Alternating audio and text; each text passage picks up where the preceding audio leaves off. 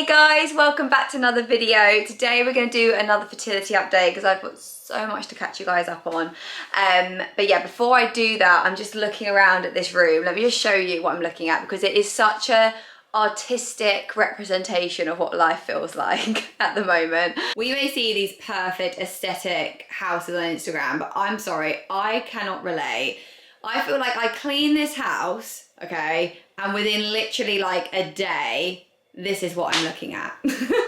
Like, it's just an absolute mess. And like, literally the banister becomes its own like coat hook. Do you know what I mean? Like, this is like so thick at this point with how many things are piling up on the stairs. So it's Sunday today and I really do want to get this house in order because I definitely feel that, you know, when you've got a busy environment, busy brain, like, oh, I feel that so deep in my soul.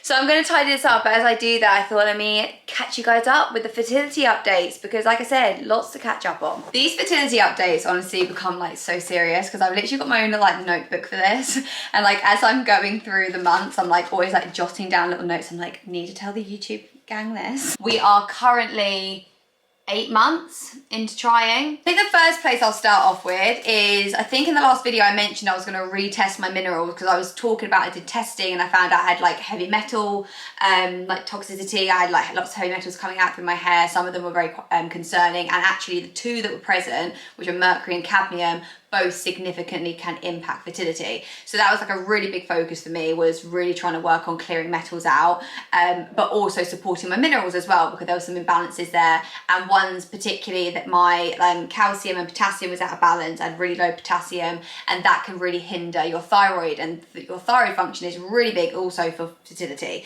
So these have been like my two big areas. Anyway, so that's like was the plan that I was on. I put myself on a protocol and I got my HTMA like test done again. So I've got my retest results back and I can confirm cadmium is out the window. So I'm so relieved about that we've got the cadmium out now. And mercury had like come down, I think by nearly half, I think, off the top of my head. So we're definitely moving in the right direction. So I'm super happy about that. And then also my calcium like come down, so that's in a really good place, but I am still low on sodium and potassium. And what was so interesting actually is my sodium potassium actually was lower than the first test. And it's like, you know, I was on it with those two things. Like, I am having potassium out of my ears. I mean, you're trying to aim for about 4,500 milligrams a day. So I've been smashing that, and I've been like salting my food and drinks and things like religiously. But yeah, it came back lower. And the reason why that can happen is because when you are detoxing heavy metals, you know, that's a big process the body is having to do. It's also quite a big stress on the body as well. So you're actually going to need more minerals to support that function essentially. So I think what was happening is I was putting all the minerals in, but because I was detoxing heavy metals, they're just continuously being burnt through again. So yeah, at the moment I'm still really focused on my potassium. I've actually started adding in these two things, which I'll quickly just show you. Is I've got 2 potassium powders that I've started adding, because getting 4,500 milligrams of potassium a day, let me tell you, it's a grind, okay?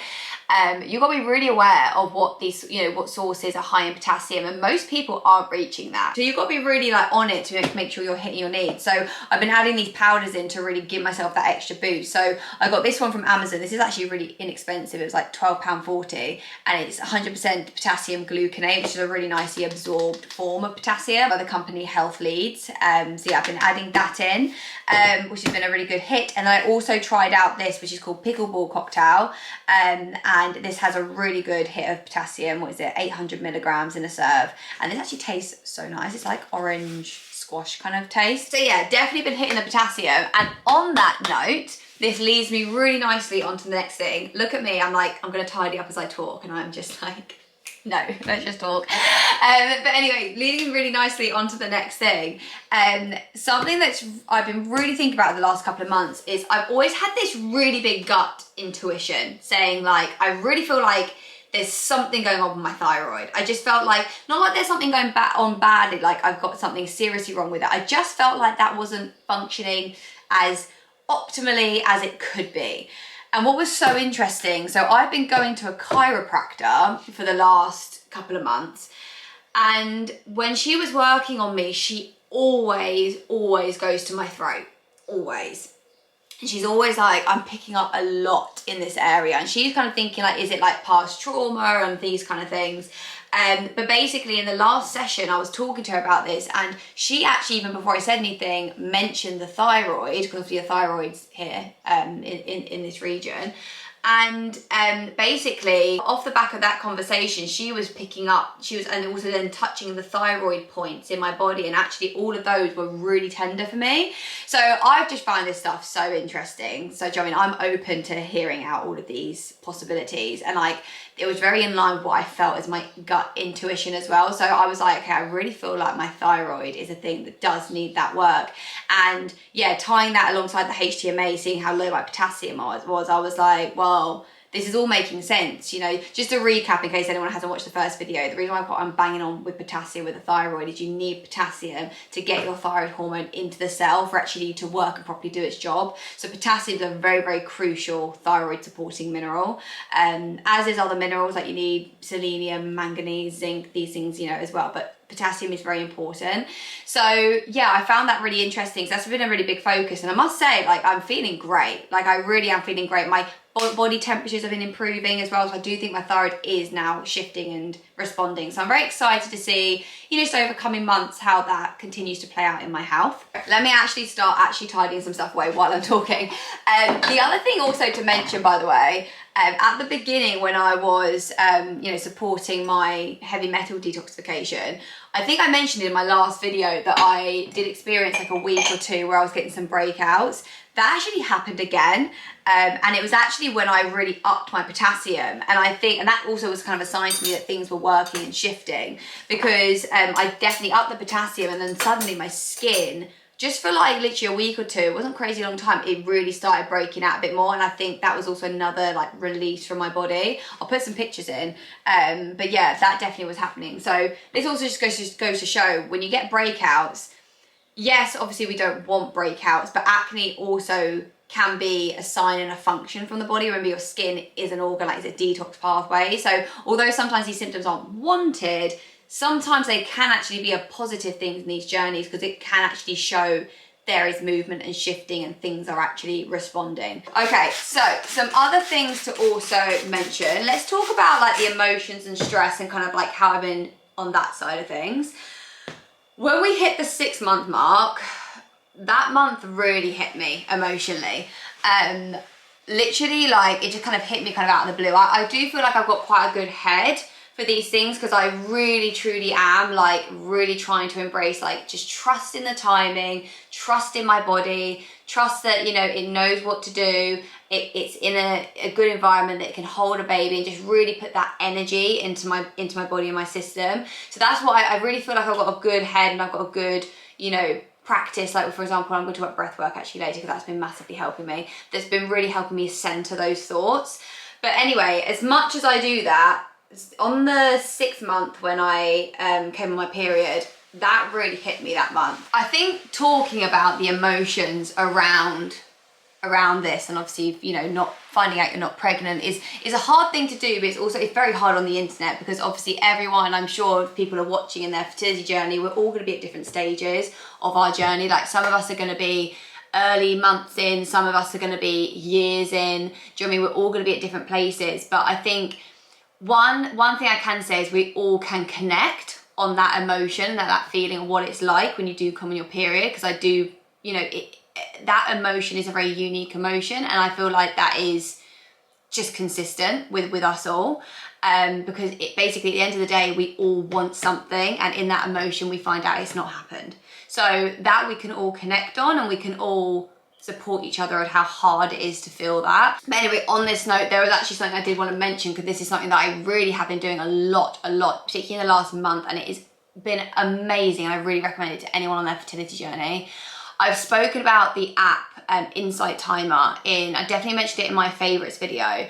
That app, what I discovered, if you search in the search bar, just put in fertility, there's actually so many breathwork tracks that are actually completely designed for people on their fertility journey, all at different lengths. Some of them are like affirmations, some of them are meditation, some of them are breathwork, and oh my god, I really personally find them amazing. Like, I've actually every morning been doing one regular breathwork session for like 5 to 10 minutes, and then I've been putting on one of the fertility sessions, and I have found that so pivotal. Like, I must say, this last couple of weeks, like, I've just felt, you know, it's one thing saying I'm not stressed about it and I'm keeping my emotions down, but actually like acting on these things and truly feeling that stress go, no, like, I really do feel very calm right now, and I think it is down to that and the dedication I'm doing into the breath work with these things. So I really do recommend that if you're on your journey, particularly, you know, if you're really feeling like you're struggling emotionally.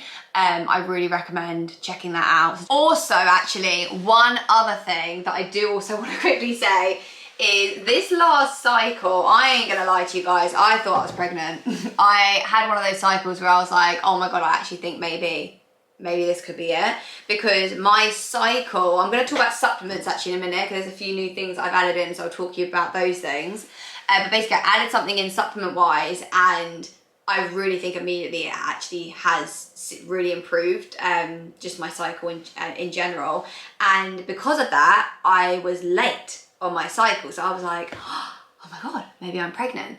Did the pregnancy test and it came back negative. And then you know what it's like though, when you're trying, you're like, maybe it's a false positive. Do you know what I mean? Sorry, false negative. Like, maybe I've just tested too early, and all of these thoughts go around through your head. So I did one of the clear blue digital tests, and that came back as not pregnant. But the mind of a woman who's on a fertility journey, do you know what I mean? You're just like, I'm not taking that for an answer. So I looked online, and then obviously, and the thing is the internet, if there's an opinion that you have and you want something to support your opinion, you will find some people on the internet that are going to support that, right? So to be honest with you, like, it's always like, it's never going to end really well in that sense. Like, for example, I always say to clients, like, with the internet, like, let's say you're like, I think grapes are causing me to have grey hair. I guarantee if you search that on the internet, you'll find somewhere on the internet some kind of form or someone saying that they think grapes cause their grey hair. Do you know what I mean? So anyway, I was like, I don't think this test was right. So I looked online, and then I found this whole of the internet where they talk about how clear blue digital, apparently, even though it's an early detection, sometimes you don't get your positive until like days after. So you need a high HCG in it. And then I came across this bit where people were like, open up the test, and then like you can also see if you might be pregnant. So I opened up the test, and I'll put the pictures in now. My 2 test strips, I had one test strip with a line on it and one of them with 2 lines on it. And when you look online, people are like, that means you're pregnant. So like little me is like looking at this, and I'm like up to Rob, I'm like, oh, I think we actually might be. And I still hadn't gone my period at this point. So I'm literally like, you know, starting to get my hopes up a little bit, like, oh my God, like, is this happening? And anyway, long story short, I came on period.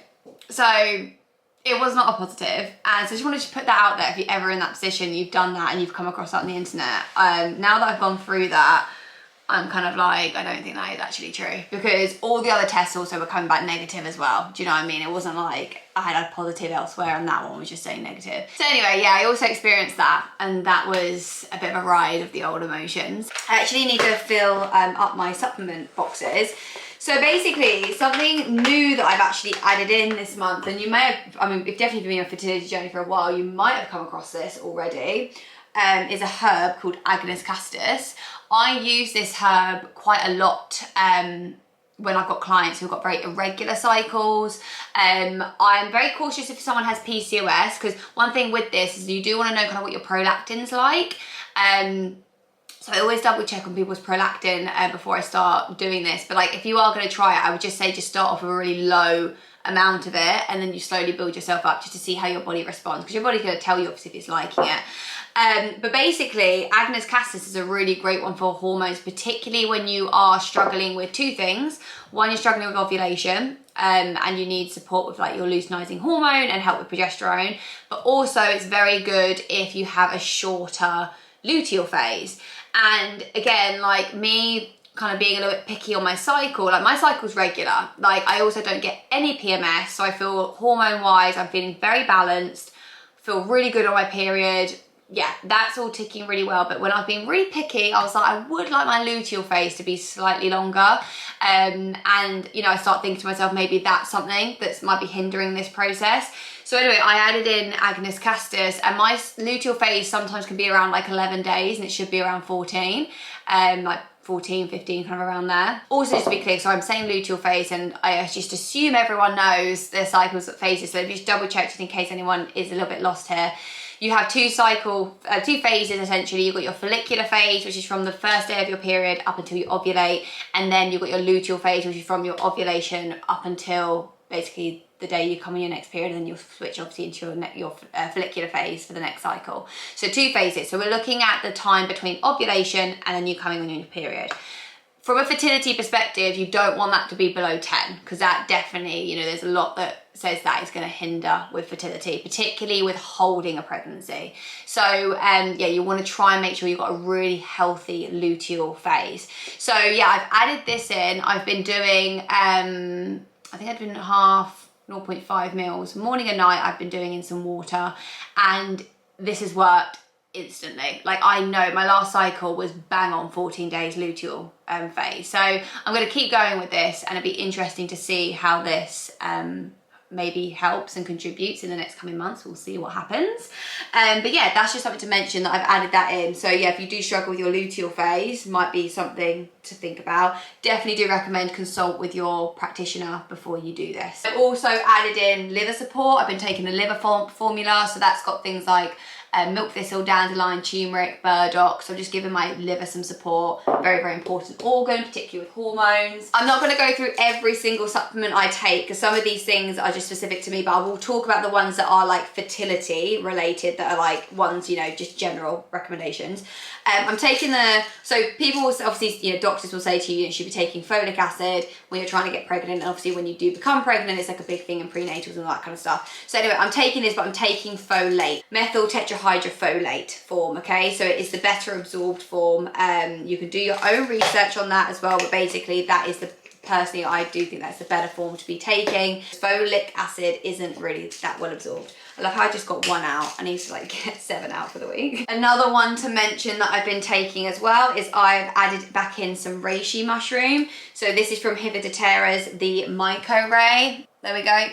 Looks like this. So honestly, the sole reason we're adding this in is actually more so because we're coming up, well, we're in hay fever season really now, and this works amazingly for me for hay fever because it has like natural like antihistamine like qualities essentially with it. Very anti-inflammatory, amazing for the immune system. Oh my god, I'm doing it again. I'm just getting out 2 and not getting them out for the week. But the other thing to mention about this is a really good hormone modulator. This is very, very good for hormones, very good for stress pathways as well. So yeah, also adding this in mainly for hay fever, but there is also fertility support that, you know, I can get from this as well. I will just say now though, when it comes to medicinal mushrooms, I only personally use Hivadotera because you've got to make sure you're using a really good high quality, because mushrooms are very porous. You've got to make sure they're organic. You've got to make sure that, you know, the facility that they're growing them is like very well regulated, because yeah, you can get very easy to get dodgy mushroom products. Okay, this next one is vitamin B6. Again, this is related to hay fever as well, because B6 is what helps break down histamine. So I am taking that for that reason, but also B6 is very, very important for hormone regulation and hormone production. So yeah, that will also nurture hormones alongside. Always taking a magnesium, so I'm taking magnesium glycinate. Magnesium is such an important mineral. Again, repeat this fact all the time, but it's needed for over 300 functions in the body. I'm taking my heavy metal binder. So I'm popping that in at the minute to continue on working on getting that mercury out. Because I'm working on my mercury at the minute, I'm not actually eating as much fish in my diet. So I am actually taking my Bare Biology omega-3s. They're my favourite brand for omegas.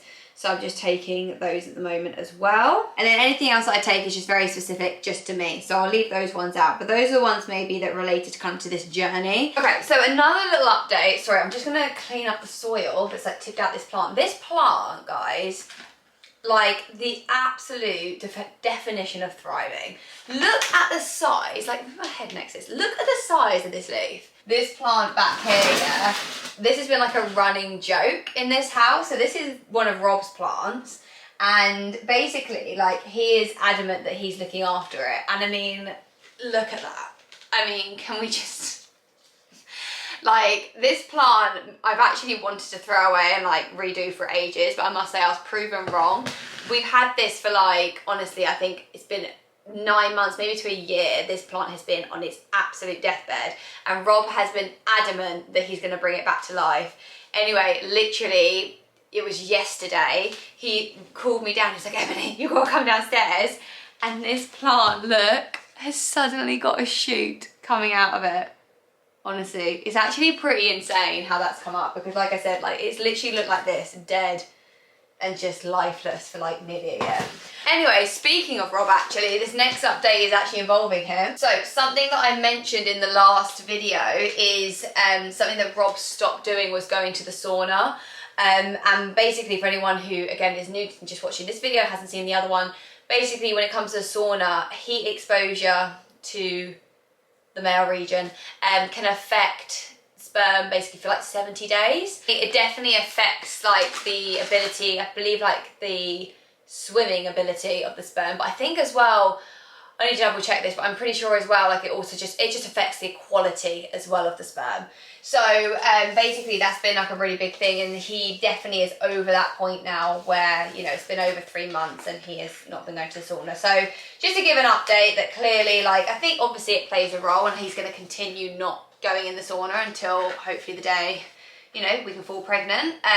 But yeah, it hasn't obviously made like a miraculous difference. I think in Rob's head, he really did think like he was gonna not go to the sauna for 3 months, and then literally on the first try after that, he thought it was gonna happen. Like, I think this cycle that's just gone, he really did think that I was gonna be pregnant. So yeah, that was kind of hard, I think, as well. But anyway, we're powering through. So it's all gonna be good. And also Rob literally this week just gone had his sperm test with the GP. So we're waiting at the moment for results back from that. So that takes about 5 to 10, I think, days to get those back. So in the next video and update, I will have maybe some more news on that side. So fingers crossed that's all good. Yeah, we'll cross that bridge when it comes. Punny. I think another thing to also include in this update is something that it's just been brought to my attention a lot in the last 2 months, is my stress. And stress is a funny thing, because stress, like, you know, some of us like can feel like, you know, I'm not stressed, like I've got a really good handle on things. But what we have to really tap into is that true, like, do like a body scan and be like, although I may not be saying I'm stressed, is the body actually stressed? And what I really kind of was tapping into the last 2 months, I was like, do you know what? Actually, I am stressed. Because I mean, this is an easy place to fall into, particularly if you know, run your own business and you're running it on your own. You know, there's a lot of plates to spin, a lot of like wheels to keep going. And as much as I feel like I'm good at creating boundaries and like, you know, like I have a time where I will clock off and I do have my evenings and that kind of stuff. So, you know, if your brain's still constantly going, like that's going to embody in the body in you know, stress in another way, basically. God, that was a lot of stuttering just then. Yeah, so basically when I got my HTMA test results back, like the test results as a retest, when I was looking at them, I was like, this is someone who is stressed. Like I was actually quite depleted, really. And for someone who is, you know, so been on it with like the mineral support and like been feeding myself with all these things, like that was a good wake up call when I saw those test results, because I was like, okay, clearly my body's just burning through what I'm putting in, and you know, I'm not really fully replenishing stores because the stress is in the way. And this is something I talk to about with, you know, with clients all the time, because, you know, when you go on any kind of health journey, this is like any health journey, the stress state and the emotional state and just the whole nervous system has to be addressed. If that nervous system is imbalanced, you are only ever going to get so far with the other stuff. Like that stress aspect is such a huge needle mover, and it's a huge blockage for a lot of things when it comes to our health. And so I really just recognized that in myself, you know, this last 2 months, and I was like, this is something that I really need to work on. So something that I am really thinking about at the moment is you know, I need to take that pressure off a little bit, look at different systems of like, you know, my work going forward. Maybe I don't take on as many clients as well going forward. I'm actually going to bring on another practitioner, which I'm definitely like, you know, thinking about at the moment and working towards. So that's really, you know, an idea that I'm really trying to bring to fruition, so I can also, you know, start bringing other people into the bubble that I've created.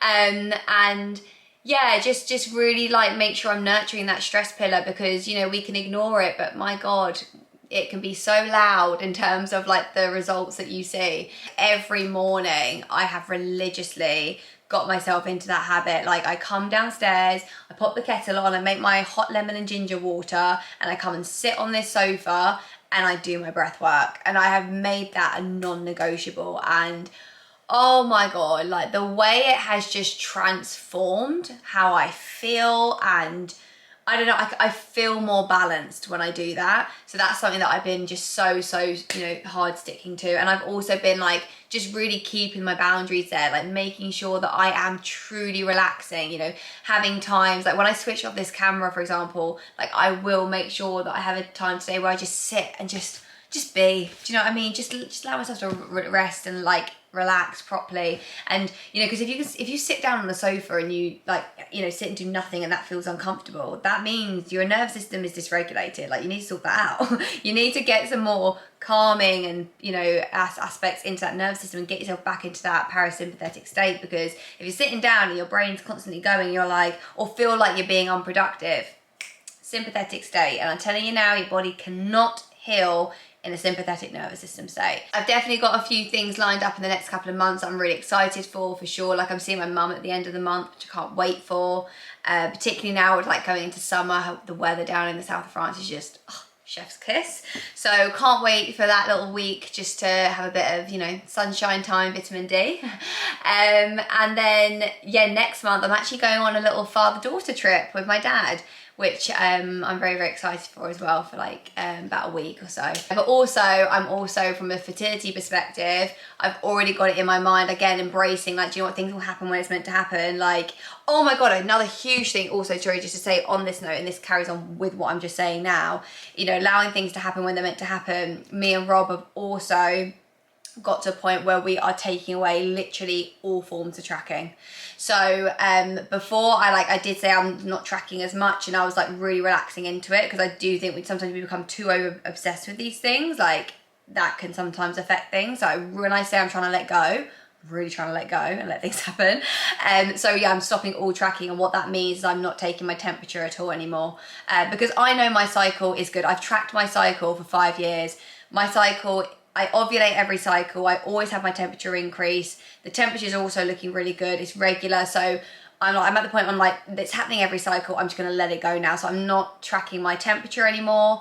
So obviously what comes with that is I'm not going to be looking at my app going, oh, when am I ovulating? Like, no, I'm just going to let it go and just let life happen, you know? Also in my mind with the like trips that I've got coming up, seeing my mum, and then obviously going away with my dad, you know, if they fall in the wrong time of the month, and maybe I'm ovulating on those trips, and that's just the way it is. Do you know what I mean? I'm just letting that go, and it is what it is. And yeah, so that's another thing also just to mention at the end. Anyway, I'm gonna end this video here because I've been talking a lot. But yeah, these videos are a bit like a word vomit, basically, just kind of like catch you up on little bits that are happening in between, a bit like kind of like I guess being like a FaceTime with a friend, and just like catching them up on things that are going on.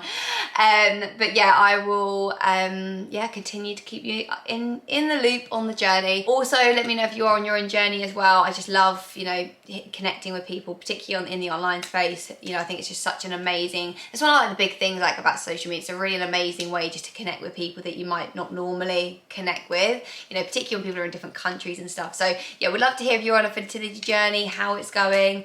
Yeah, because we're all here to support each other. I hope everyone's doing well. Like I said, subscribe if you aren't already, and I'll see you guys in the next one. Bye.